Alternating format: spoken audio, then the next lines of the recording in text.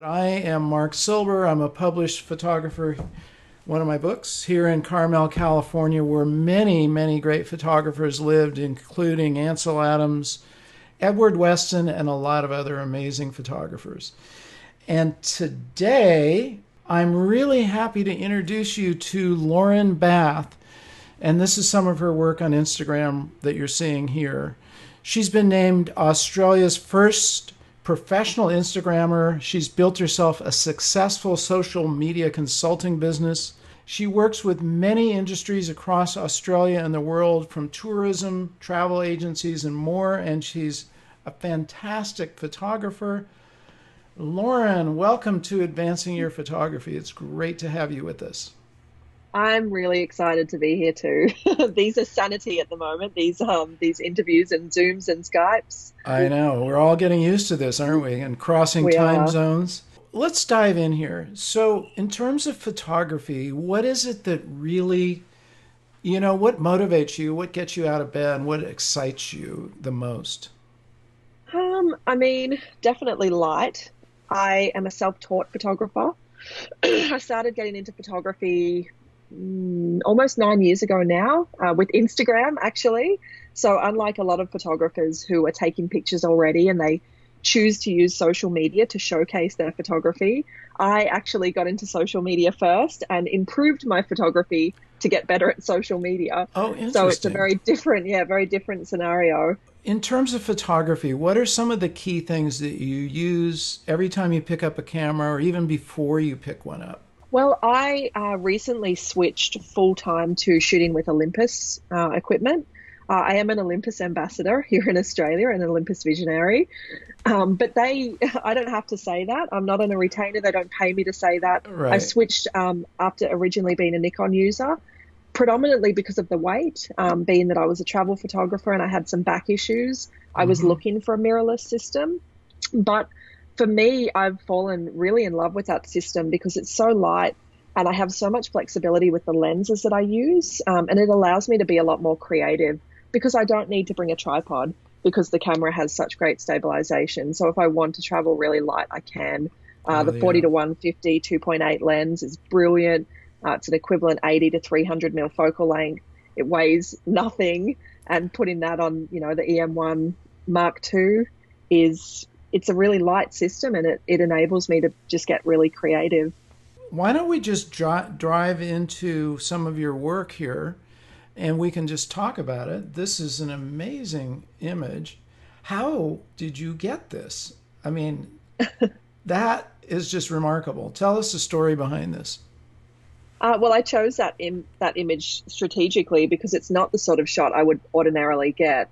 I was in high country Victoria at a ski resort, but in summertime. So this was a big summer storm that was passing through the area. Yeah. It was just the perfect conditions. I've never shot in conditions that incredible before. There was sunset off in one direction. You can see all the glow from the sunset here. There was Yeah. a double rainbow, and the rainbow was lit up fluorescent pink from the residual colors and glow from the sunset. And then this lightning storm passed through. This was actually taken with Olympus, who have a feature called live composite. So it is a composite image, but the compositing is done in camera. So there's no editing whatsoever in this. I literally put my camera on the tripod, which I do carry a tripod with me, even though I don't always have to use it. So I whacked the camera on a tripod, set up the live composite mode, which just takes image after image and it records new light that's happening on the sensor. So it Oh, doesn't wow. overexpose other parts of the image. And I just left it running for about 10 minutes, turned it off, and this is what I got. And the good thing with live composite is you can actually see on the back of the screen, you can see what's happening as well. You can see the image developing, I guess is how I would describe it. So you Yeah, know when that's to stop it. fascinating. So it Yeah, it's really a is really good it's a feature. multiple exposure, but it's doing it, it's basically taking care of it and it's just changing whenever the light changes. Yeah, Oh, exactly. that's So very anything cool. anything where you're capturing light, this is a really useful feature because I'm quite a lazy editor. Being that I work in travel and being that I run a multifaceted business and I do all kinds of photography and I use a lot of time on social media, I don't want to spend a couple of hours editing an image. Like I Yeah. literally want to get in and get out. I'm talking like 1 to 2 minutes, I would say, for me to edit a picture. So that's why I would never normally do a composite, and I would never normally achieve an image like this. But just having that feature enabled me to take like a sick lightning shot that otherwise would not have existed. Okay, well, now we know your secret. I think it's an amazing photograph, and especially because we do have all these different light elements going on. You know, the dark and the clouds, obviously the lightning, and then the sunset behind it. That's pretty cool. Yeah, and with photography, it's sometimes you get lucky and the conditions are there, and other times you have to really work hard to make an image in a certain environment. And this Yeah, was definitely the former. you got it. Okay, here's another one. I love this. And tell me, were you in a drone? Was this a drone shot, or are you in a helicopter, or how did you get this? This is awesome. So this is an old image actually, and one of my favorites of all time. This is another situation where the circumstances were just right. I was in a helicopter. I was up in Broome, which is in the Kimberley in Australia. It's one of the most beautiful wilderness areas of Australia. And my helicopter pilot and I had gotten to know each other. We'd been on a cruise for the previous week in the Kimberley. So he knew the sort of photography I loved. And he said to me, there's some wild horses in the area. Would you like me to do a flyover? So of course, of course I do. I had the 70 to 200 2.8 on. I was shooting Nikon at the time. And I obviously knew I wanted a fast shutter speed. I did not predict that the horses would be running. They were scared from the helicopter, and they Oh, I took see. off. And just this line that they formed is incredible. And you know how when you click the shutter and you just know that you've got it? Yes, That I was that do. was it. I knew that I'd nailed it. And of course, I took a look at the preview and made sure that the sharpness was there. I think this was 5.6, so I had pretty decent depth of field as well. And, you can zoom right into this and you can see technically it's a pretty good shot. And, the luck was there, because how often are you in the air over a field with water when a line of wild horses starts I running? I know, and you have the diagonal line, which also adds to the feeling of motion. There's so many great elements in this, and somebody just made a note of that. Yes, diagonal lines do give you that dynamic feel, which is adding to the motion. You feel like you're seeing the motion with these horses. Okay, I assume these are your feet. They are my feet, yes. It's kind of a selfie. So it is probably as selfie as I get. This was an interesting one because I was in Japan on a job. I was in Hokkaido, Mm, which is in northern Japan. I had planned to go out for sunrise, which I normally do when I'm working. I try and get out for sunrise every day. Obviously, the light's so great and you're always going to get something original at that time of the day. yep. But I mean, looking at the scene, you can tell it's a complete whiteout. There was Yeah. That. absolutely no way I was going to get a shot. Right. So I was like, shit, like I really want to I really want to get a photo. It's hard to take pictures in winter, and these sorts of shots don't traditionally perform that well on social media either. So I was like, what can I do? What can I do? And I guess I knew I had these socks in my suitcase and they're really cute, and I thought they'd look cute against the white. The problem was my bed was not against the window, as you can see in this shot. Oh yeah. And I decided that I wanted to move the bed over. But in Japan, the beds in the hotels are very, very, very heavy. They're made Uh-huh. from solid wood. I, to this day, have no idea how I actually managed to move that bed over to the window. It was quite a feat, and it took me quite a while. And there was a time where it actually blocked the door to the bathroom. I couldn't use the bathroom in my room for about a day because I had wedged the bed in, blocking the door. But I did get this shot out of it. And I don't know, like it's a very simple image. I mean, the settings obviously were really basic, Yeah. but the exposure's lovely and it tells a story. And it's been a really high performing image in my portfolio and on my social channels. And it's one that just pleases me to look at still. And as a photographer, not every image that you take pleases you. So for me, it's a win. It brings up this point that is so important to be as a photographer, be willing to move things around. In fact, there's a famous quote, I think it was Irving Penn, said that photography is 90% moving furniture. Well, of course, he's exaggerating, but the point is you're like a director. You don't just take whatever's given to you. You move it, you change things, you make it meld to your vision of it, which is exactly what you did. And you had to sacrifice and block the door to your bathroom to get this image. Big sacrifice. But the white, the obviously the contrasting elements of the really bright socks and everything else pretty much white and just kind of tan in the background. And it tells a story. I guess that's to me the main thing is I feel like I'm there looking out the window from your vantage point, which is exactly what's going on there. Okay. I think this is a more appealing shot, I think, for people looking to go on a ski holiday. Because people going on ski holidays, they're not up at sunrise taking landscape photographs. They're snuggled up in bed looking out at the scenery. It shows you don't necessarily have to get up at the crack of dawn. You managed to still get a great photograph. Now, I wanted to know about this. Is this another composite? Yeah. So this is another one taken with the Olympus using that live composite mode. Yeah. So literally the post-processing involved on this image was like 30 seconds. All I did was darken it down a little bit, up the saturation very slightly, little bit more contrast, and that's it. This is literally the image that came out of the camera. So I was very, very fortunate in that I was in a great position. You wouldn't see many pictures of Sydney like this because not many people do get onto the building, the rooftop of the Shangri-La, which is where I was. I had the PR chicks, I had their contact and I asked and I received.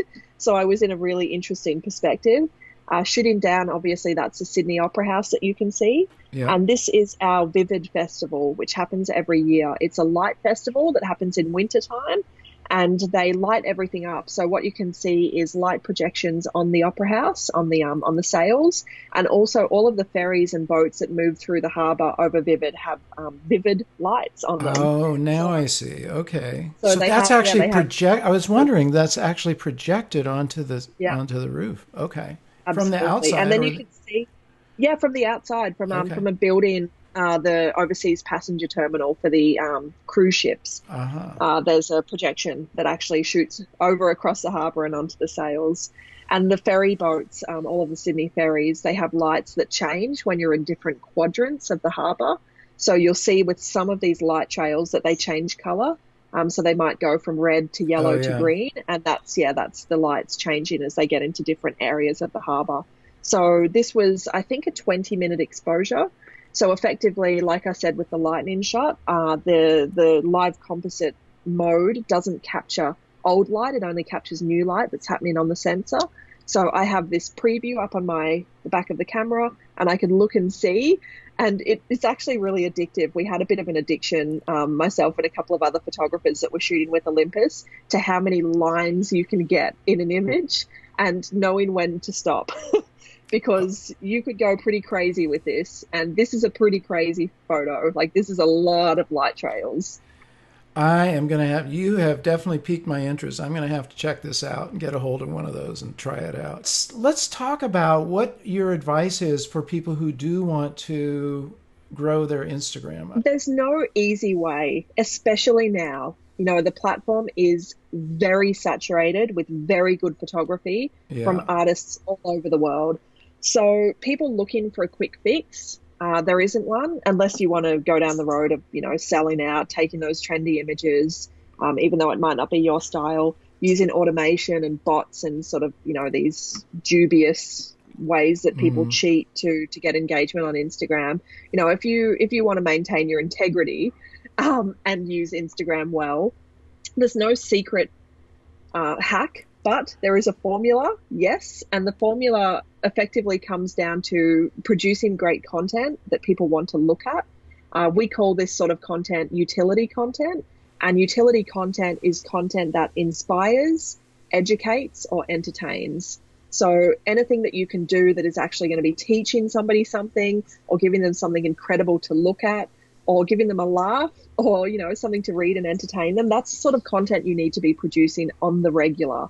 And it's very generous. Instagram, you have to be generous and you have to give. And this is what I've done for many years on this platform. Before monetizing was even a thing, before I'd even thought about it, before I started doing conferencing and tours and all of these products that I sell now, I was generous because I loved the platform. I loved helping people. and I love photography. So having great content is number one, really giving some thought to how you can serve, how you can add something to people's lives. The second one would be engaging. It doesn't matter how good your content is, people still need to find you. And the way that people find you is by seeing you engaging on their work. So for me in the early days when I was learning photography, I would go to hashtags of the styles of photography I was interested in at the time. And I would ask questions of other photographers and start conversations and, leave generous comments on images that I loved.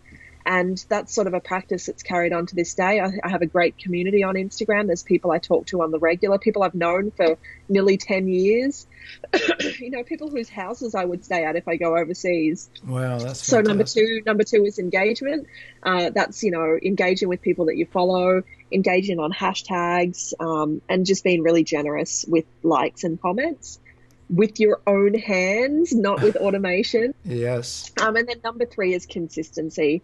And people that have great content and who are really engaged, often where they fall down is by not being consistent with their habits on Instagram. They go through phases where they might be really active for a month, but then they burn out on it. They've spent too much time there and they'll go offline for a few months. And that's really confusing for your audience, and it's not great for growth either. So I'd say what I've done really, really well on Instagram over the years and having the benefit of hindsight is I've been hugely consistent. I spend time on Instagram nearly every day. I produce content still every week.